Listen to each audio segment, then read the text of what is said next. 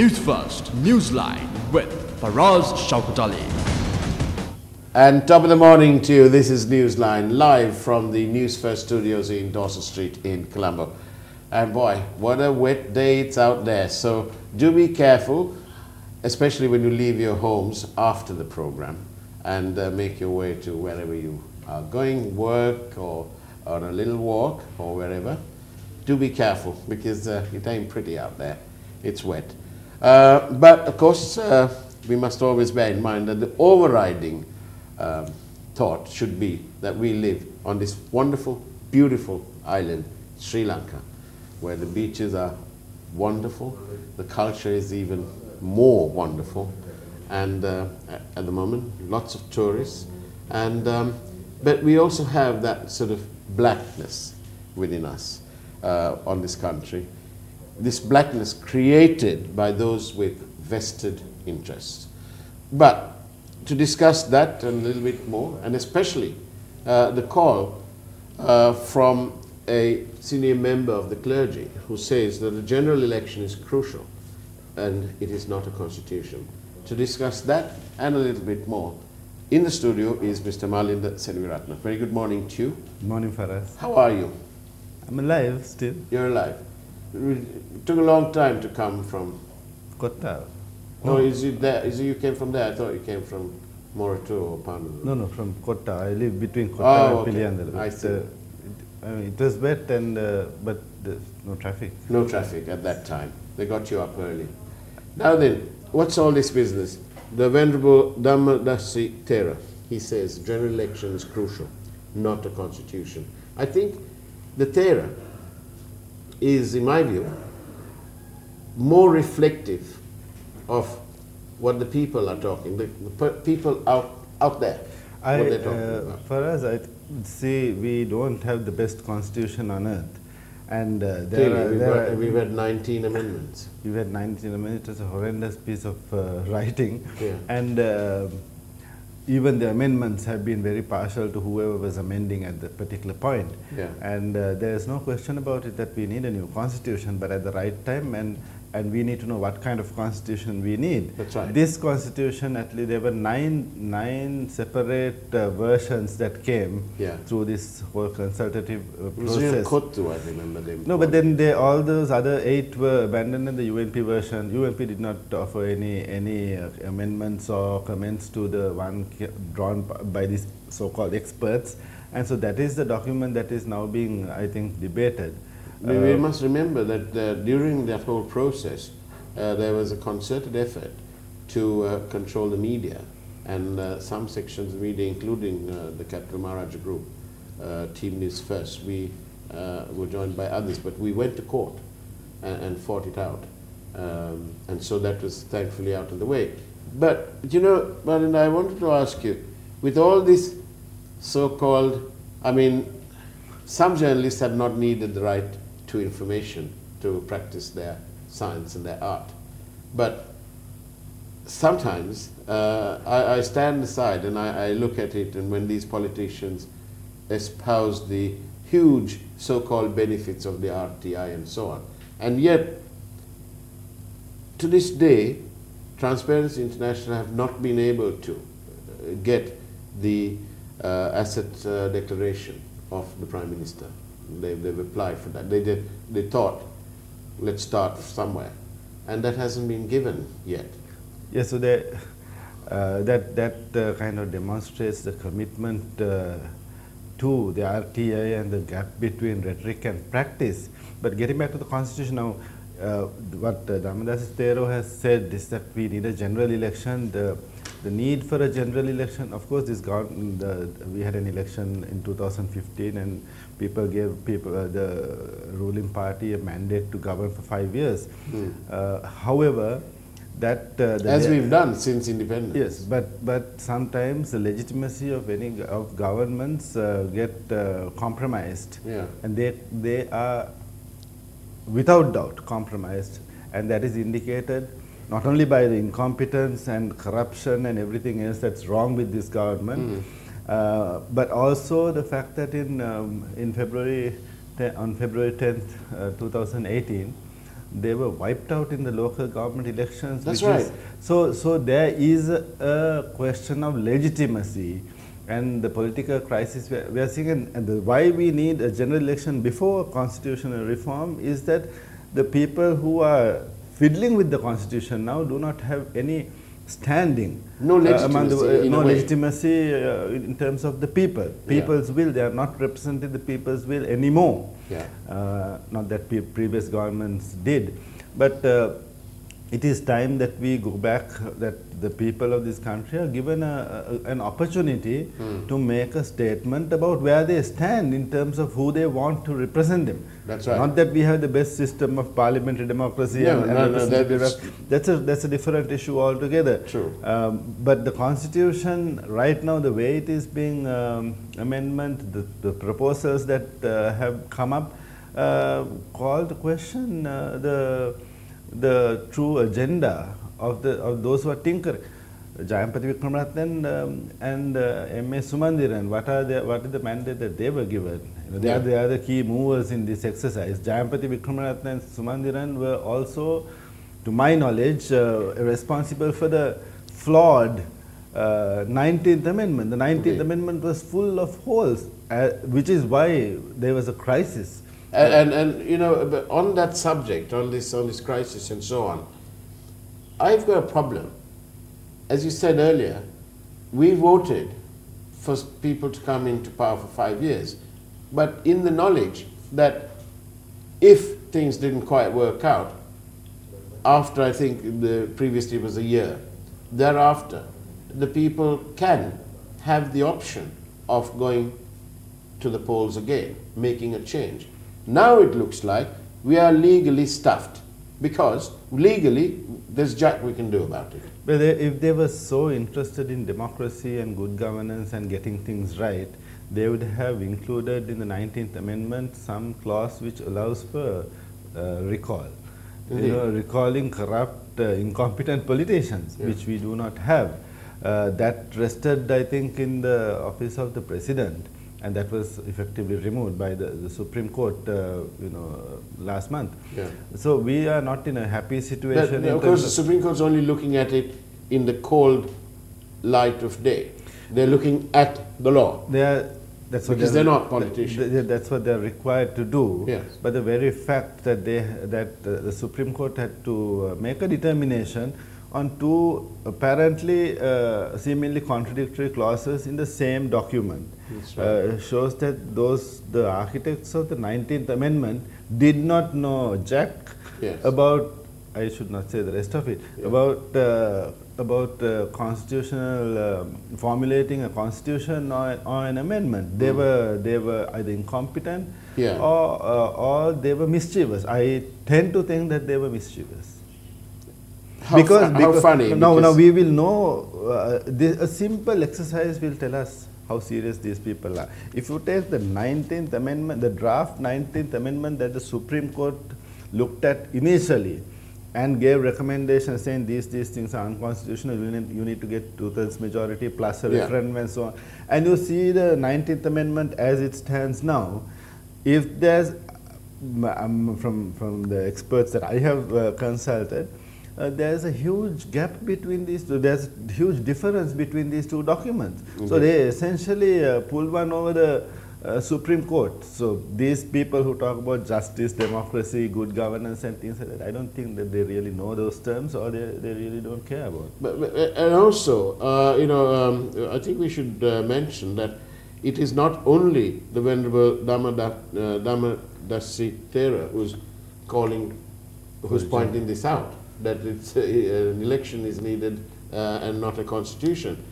Several others of the Anunaka Theras are also of the same viewpoint, the same mindset. Amarapura Nikaya, the Mahanayakas, the Amarapura Nikaya and the senior prelates, they have stated that we do not need a new constitution.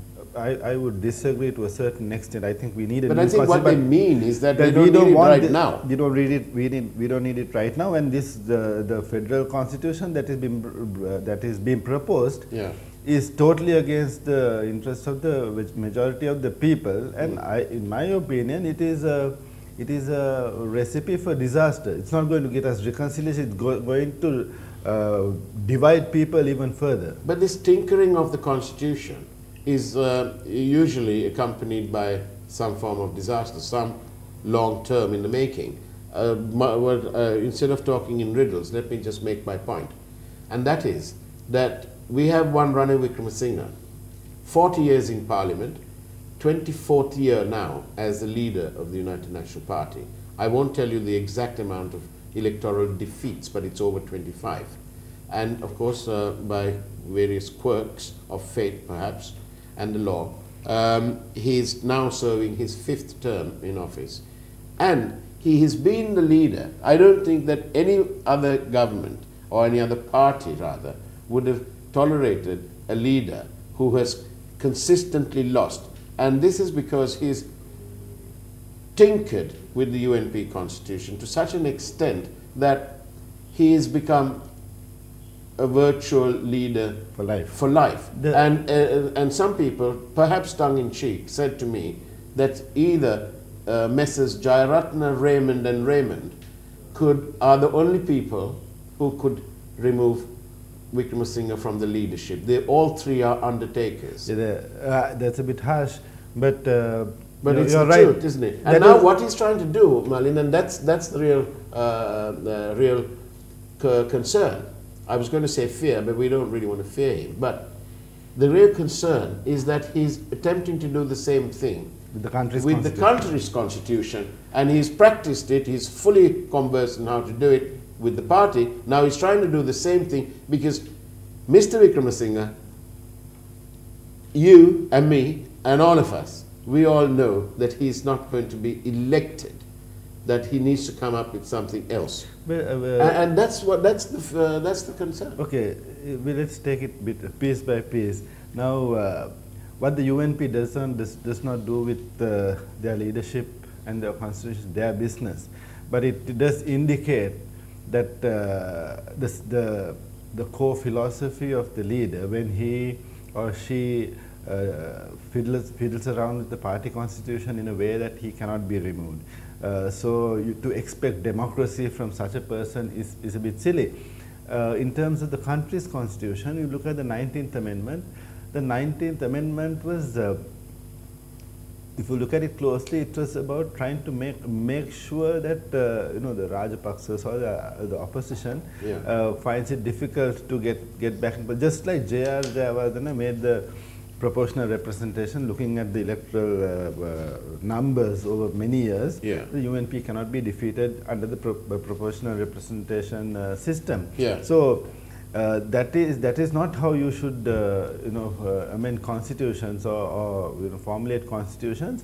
You have to look at the worst case scenario. What if these same rules are used by someone you really dislike? That is how you check yourself and say, okay, this is fine for me now, but what if it happens? You're absolutely right. I mean, it's not just, I mean, it's bigger, the problem is bigger than Ranil Wickremesinghe, I think, because he is a key element of this. I was going to say that Ranil Wickremesinghe is the problem. I prefer to go with systems rather than individuals. Well, yes, but he's become the system. He's made it the system. It can be argued that he thinks there's no distinction between himself and the United National Party. Well, that's the point. That's the point. Well said. I'm glad that you've pointed this out. So you're scared for us that he might think that there's no distinction between himself. I am not scared. Well, you're concerned that he may think that the people. That he does not see a distinction between himself and the country, which is very dangerous. It's a bit like, I don't want to elevate him to some royalty, but his actions are certainly rather like the Crown Prince of Saudi Arabia and the whole Ibn Saud family. Because they don't seem to be able to tell the difference between Saudi Arabia per se and their own family. Let us not forget, however, that the others in this puzzle are not necessarily people of great virtue. From the president to the now leader of the opposition, if you take the parties, the SLFP, the SLPP, and the JVP, yes, but from our perspective, from the people's perspective, just because somebody else did it doesn't, it's that old thing that my granny used to say, two wrongs don't make a right. Exactly, which is why we don't have to talk in those terms. But that we do not have a place to go to, we do not have someone to look up to, we don't have any heroes, which is not necessarily a bad thing, I think. But the thing is that all these people are part of the problem. Ranil Wickremesinghe seems to be the problem because he is the man in charge. Yeah. But we have to keep in mind that what are the alternatives? The alternatives are not pretty. When Mahinda Rajapaksa was defeated, people did not have, some people may have actually thought that these people were serious about good governance, but the push was to get rid of a particular regime and not necessarily think about who or what kind of formation we are going to have thereafter. First things first was and that logic can be applied even today. First things first, get rid of this government. The same logic. Why? Corruption, nepotism, high-handedness in matters of parliament. Therefore, if you apply the same logic, these guys have to go. Either way, you need to have an election to find out what the people want right now, because we are in a crisis. Indeed. On that note, we go for a short break. When we come back, we're going to discuss how certain people aided this whole ambience to come into play. Find out what I'm talking about on Newsline in a short while. Don't go back. Don't go away. Come back.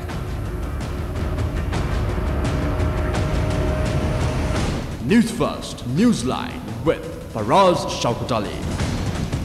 Welcome back to Newsline. We're live and we're in conversation with Mr. Malinda Selviratna.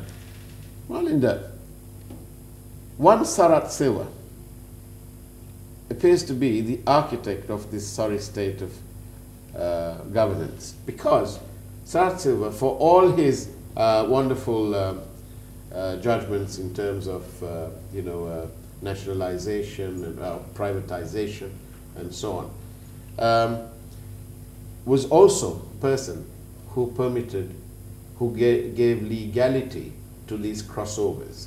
Yes, and that,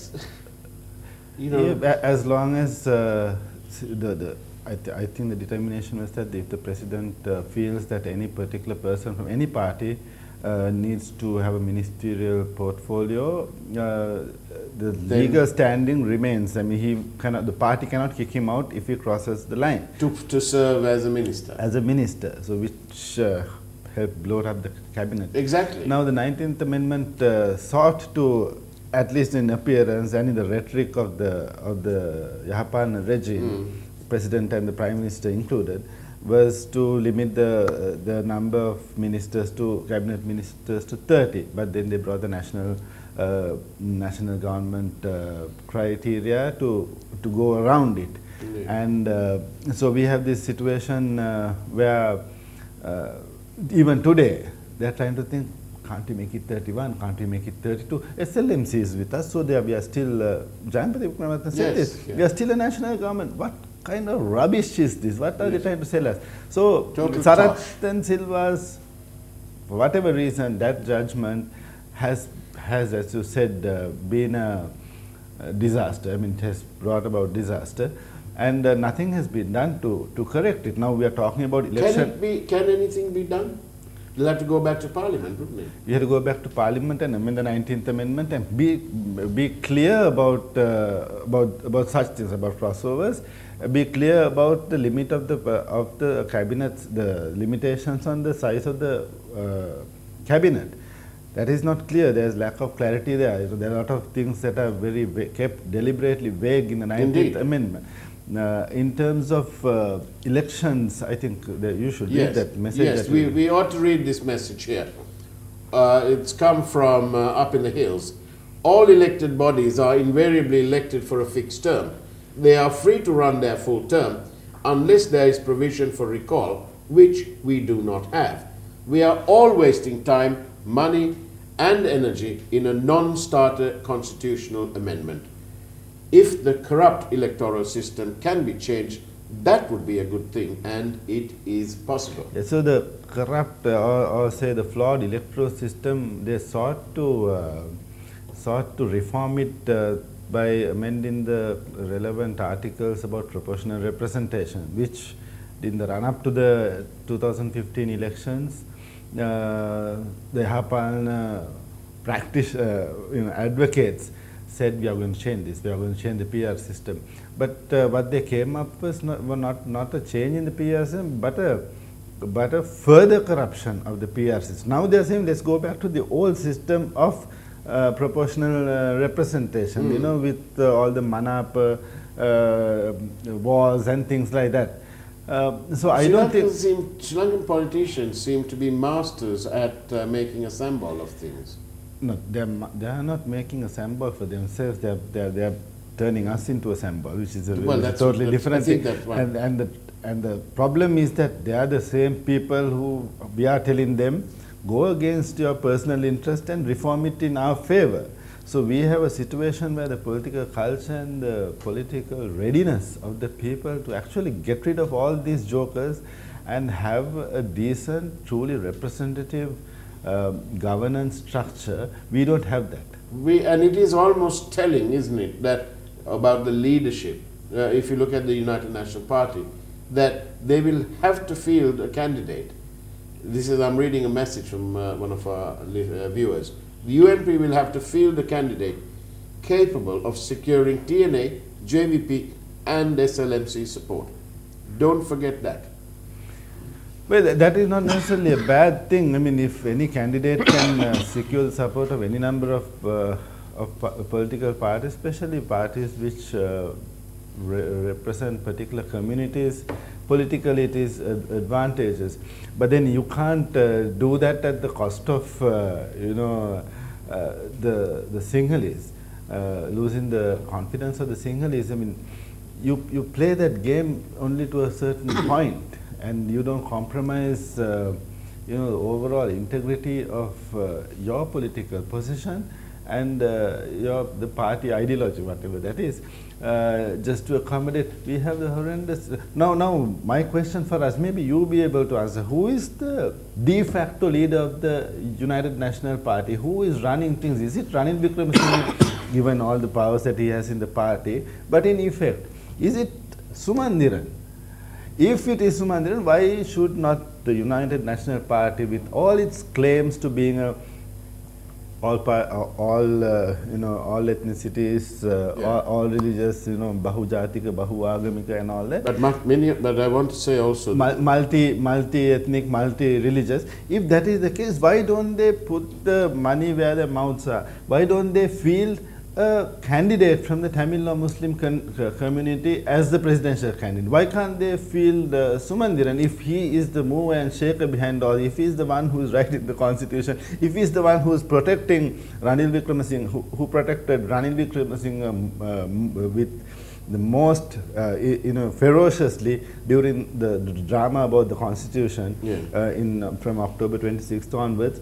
Why does he not have the credentials of being the you mean to say that you're almost saying, without saying, you're saying almost that Sumandiran is like a king and has been indulging his favorite queen, Ranil. Well, you're very unkind. But let's keep it. That's how it appears to me, that Ranil is the queen and he's being so treated by his indulgent king, and the king in this case is undoubtedly Mr. Sumandiran. I'm saying if Sumandiran is the mover and shaker, if Sumandiran is the man who calls the shots, why should you not endorse that, affirm it in the best way possible by making him the presidential candidate of the United National Party? Because all those people who blame the Rajapaksas for being racist and Sinhala Buddhist chauvinist and this, that and the other, who think nationalism is a bad thing, why don't they take their argument to its logical conclusion? Why can't Iran Vikramaratne, for example, say, let's have a non-Sinhala, non-Buddhist presidential candidate. Well, let's show this country that the United National Party is a party for everyone. Why don't they do that? By putting Sumandiran as the candidate, or Rauf Hakim, or whoever, it doesn't matter. Why don't they do that? Sumandiran seems to have the best credentials because he has the ear of the Prime Minister, or rather the Prime Minister has the ear of Sumandiran. Yeah, the King and Queen. But you're not being pushed on that. But I want to say this as well. There was a case. The only Queen. Yeah. The word Queen. Yeah. Can only be applauded in terms of Freddie Mercury. Other things I'm not that concerned about. Oh, really? Yeah. Well, but you had a very good analogy when you virtually described Sumandiran as the king, because there's the mover and the shaker, and the principal beneficiary of that mover and shaker was the queen. Yeah, let us not be chauvinistic Now then, here. one thing I want to say quickly.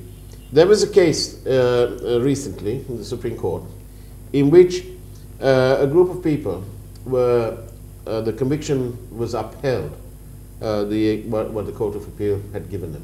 The conviction was upheld because the Supreme Court pointed out that this group of people went from place to place. That day happened to be polling day. They went from place to place, intimidating people. And they ruled that these people were part of a illegal gathering. They ruled that they're guilty because they were part of this illegal gathering. And they went from morning till evening until the event happened. They went from place to place, intimidating people, intimidating the people. To me, now that was illegal gathering, and on that basis somebody is spending the rest of their lives, their natural life, in prison.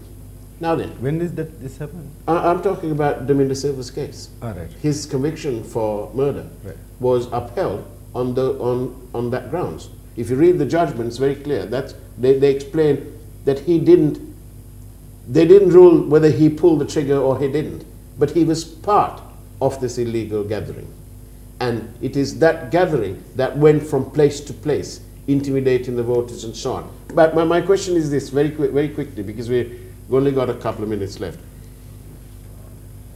Last week, we had these people who were protesting. They didn't protest in that way. Domingo and his bunch of people who were involved, they didn't wear masks. They had something else. They had weapons. These people, they wore masks, they wore sunglasses, and did all sorts of things to disguise their identity, if you like. And they went from media institution to media institution. You know, you can deliver what you want to. Here, you want to write a letter, you write it in a normal way, and you have it delivered.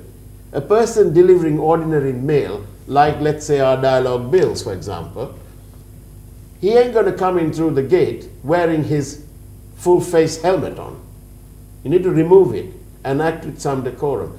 But here they went and, you know, pointing fingers and so on. Malinda, where were these people? Where were those fingers being pointed when the central bank was being robbed?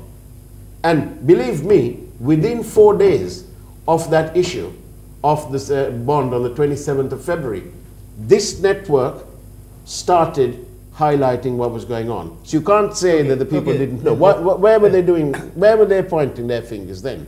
Well, I don't know who was behind the mask, but there were some people who were very identifiable, and they, I mean, they're not a monolith. There are a whole bunch of people who came to, if you're talking about the protests against media institutions, various kinds of groups came together, and there were some people whom I think have taken principles stands on then all there was no issues. need for them to put masks and so on. As I said, it was an eclectic group. There were a lot of groups there, but there's a difference between Domingo Silva's situation and this, because I think there were different set of laws in place during that period. Yes, those laws are still in place today. No, that was under emergency regulations. There's illegal gatherings. It's not an illegal gathering, but see, Faraz, It was deemed to be an illegal gathering. People can take, we cannot tell people this is the way, there is no like a formula for protest, as long as it is not illegal. So there is a formula, Malinda, and that formula is that you can protest. That's your democratic right. But in so doing, you do not intimidate people who are going about their business. You do not become a public nuisance. And you certainly don't give our security people and our workforce out there a hard time. They're doing their job. And I think people have to... let me put it this way. Now, if I was... I'm not in a media institution. I'm just a freelancer. And it's easy for me to say because I'm not. But I would like to say that if I was in a media institution, some people come. At some point they have to go. You come, you want to give something, you want to make a noise, make your noise, make your noise. We are you can make, I'm sorry, but we're being asked to finish. No, but give me 1 second to finish then. Yeah. The thing is that, you know, they represent a certain segment of your viewers, right? But that they don't constitute the entirety. They're not the majority. They're not the majority. So your network, your media institution, your operations are not going to be compromised, and you're not going to tailor it. They could be compromised. But you're not going to tailor it to one small segment of the viewership. So if some people we have to be on the ball all the time. And at our group, we've learned it the hard way that you've got to be on the ball. 1983, 2009, and forever and a day they try and their best. 89. Exactly, as well. So they did all sorts of things, and so we have to be on the ball. And we must, when I say we're on the ball, we need to be on the ball. We need to have zero tolerance towards any compromise. If the media is black, let me finish it this way. If the media is black, and it is, I don't think there's any white media also, we have to keep in mind that politicians are black, professionals are black, the citizens are black, even agitators are not all white. My producer is saying that you're wearing a black shirt and he's wondering whether you're black. No one has a patent on the color on color. On that note, thank you very much for watching Newsline. We're sorry about the overrun. Do take care, be careful on the roads there, it's wet, and we'll be back again tomorrow morning with Charles and Benedict tomorrow morning. It's Pongal Day, so here's all the best for Pongal, and do take care, and God bless.